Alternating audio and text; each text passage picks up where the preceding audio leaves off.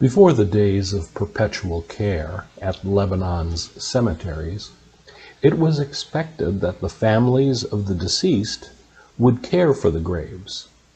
That meant mowing the grass and tending plants on one or more grave sites, and sometimes at multiple cemeteries.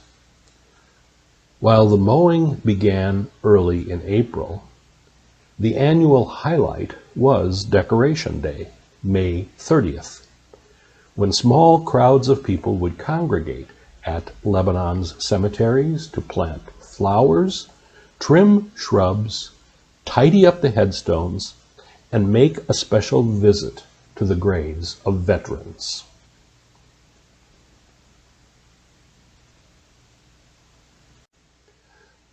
Immediately following the Civil War, it was determined there needed to be a day to memorialize those veterans who had given their lives.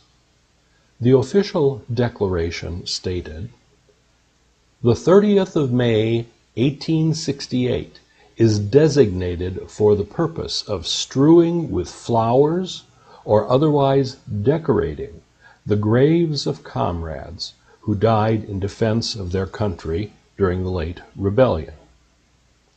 The date and the name Decoration Day stuck, and it would be called Decoration Day for nearly a century. The date was chosen because no Civil War battle had been fought on May 30th. After World War I, Decoration Day was declared a day to honor those who died in active service in all of our nation's conflicts. Veterans Day on November 11th was established to celebrate all veterans, living and dead. In 1971, Congress declared Memorial Day to be celebrated the last Monday in May. Decoration Day in Lebanon became a kind of mini family reunion, as multiple generations and diverse branches of a family congregated on Lebanon's cemeteries. First and foremost, it was a work day. Grave sites needed to be mowed. While cemeteries provided old-fashioned reel-type push mowers, they were usually dull and rusty. So most families loaded their power mower into the trunk of the car or the bed of the pickup, where the mower would be joined with flats of pansies, petunias, salvia, and geraniums. Like so many things in Lebanon, decorating graves became a competition. Which family could boast the best tended family plots? After Decoration Day, gossip was rampant.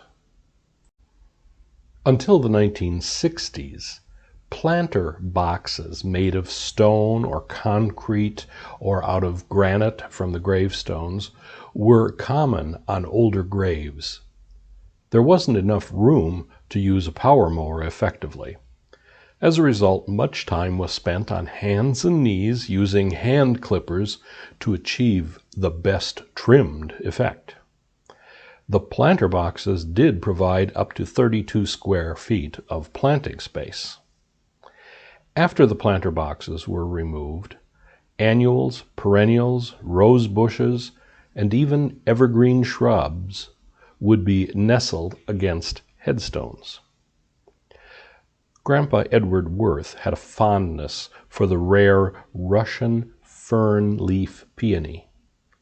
It thrived on Grandma and Grandpa's grave for years, until a collector of specimen plants made off with it by dark of night. Elaborate displays of annuals required weekly weeding, and if the weather didn't cooperate, regular watering.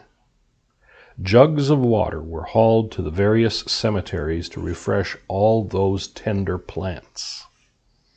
For both my parents, Edgar Werth and Elsie née Schoeneke Werth, tending the family plots at St. Peter's Cemetery was an obsession. Since we only lived about 100 yards from the cemetery driveway, Tending the graves of ancestors from all branches of the family tree became our responsibility. 20 of my closest ancestors are buried on the St. Peter's Cemetery in New Lebanon. 13 are buried on the Consolidated Old Lebanon Cemetery. 2 great-grandparents are buried on the Lehman Cemetery in Hustisford, and 2 second great-grandparents are buried on the Consolidated Lutheran Cemetery in Watertown. Decoration Day would find Mom, Dad, and me out mowing, trimming, tilling soil, and planting dozens of diverse annuals on more than a dozen grave sites. Equipped with power mower, garden tools, and a dozen jugs of water, we would spend the better part of the day decorating. I am the 5th generation of my family born in America. 37 of my 62 direct ancestors, parents, grandparents, great-grandparents through 4th great-grandparents, are all buried within 10 miles or less of the village of Lebanon. The other 25 are buried in various parts of Germany. By my reckoning, there are nearly 100 blood relatives of mine buried at the St. Peter's Cemetery, and another 200 or more buried on the other Lebanon cemeteries. Take a moment to think about that. For 4 generations, the world of my immediate family was limited to the Lebanon area. My favorite part of Decoration Day came when all the chores were finished and my father and I would stroll around at least 5 Lebanon cemeteries. Dad would regale me with stories about my grandparents, great-grandparents, second great-grandparents, great-uncles and great-aunts, second and third cousins once and twice removed. Naturally, we would encounter aunts and uncles and dozens of cousins along the way as they too strolled the cemeteries of Lebanon. Decoration Day was quite like a roving family reunion. I suppose it was almost inevitable that years before I was born, even years before my parents were married, all 8 of my great-grandparents would be buried within yards of each other on the St. Peter's Cemetery. 6 of them are buried in a cluster right next to each other. The other 2 are buried 27 feet from that cluster of 6. While it was coincidental, it certainly made mowing and flower bed tending much easier. The Old Lebanon Consolidated Cemetery is the final place for hundreds more of my blood relations. My Brosh ancestors are buried on the Lebanon Baptist Cemetery. Some of my Sheniki ancestors rest on the Ponko Cemetery, the St. Paul's Old Lebanon, not to be confused with St. Paul's Sugar Island. There are Uteks, Kahlers, Mengerts, and Schulzes buried on Wanderers Rest Cemetery, which was begun as the cemetery for St. Matthew's of Old Lebanon, a church that also no longer exists. And there are many Uteks buried on the Emmanuel Cemetery. Our stroll would usually begin on the Ponko Cemetery at the north end of the Consolidated Old Lebanon Cemeteries. That was the cemetery for the old St. Paul's of Old Lebanon, which no longer exists. Moving south, we arrived at the mass grave that rests on Emmanuel Cemetery. where the 21 victims of the 1854 cholera epidemic are interred. No funerals were held for these victims. They were buried immediately. Their bodies were covered with quicklime and then a layer of soil. The mass grave would remain open until the deaths ceased. August Herman Utek, my second great uncle, died in infancy and is buried in the mass grave. Then we move to the site where 5 children of my second great-grandparents, Karl Friedrich Utek and Frederica Wilhelmina Louisa née Kahler Utek, are buried. She birthed 16 children between 1852 and 1883. 8 lived to marry and have children. Among them, my great-grandfather, Friedrich Karl Johann Hermann Utek. 5 of their children died within 12 days between March 27th and April 8th, 1882.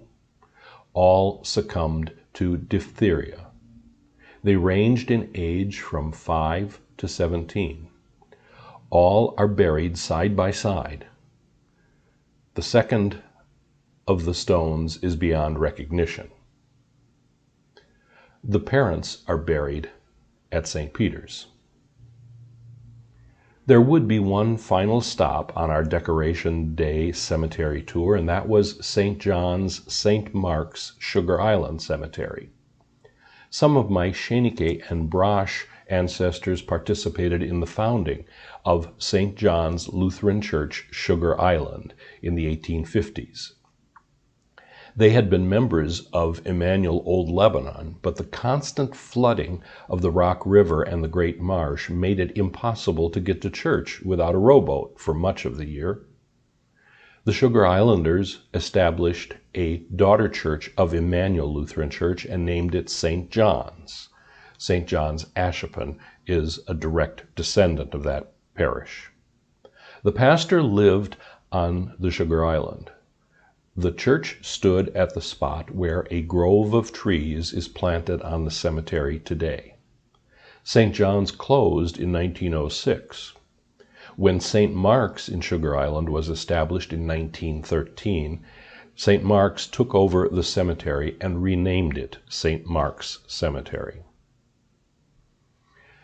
Well, that's how I observed Decoration Day in Lebanon in my youth. It was a good tradition that reinforced patriotic pride and certainly developed in me a sense of responsibility to those of our family who had gone before us.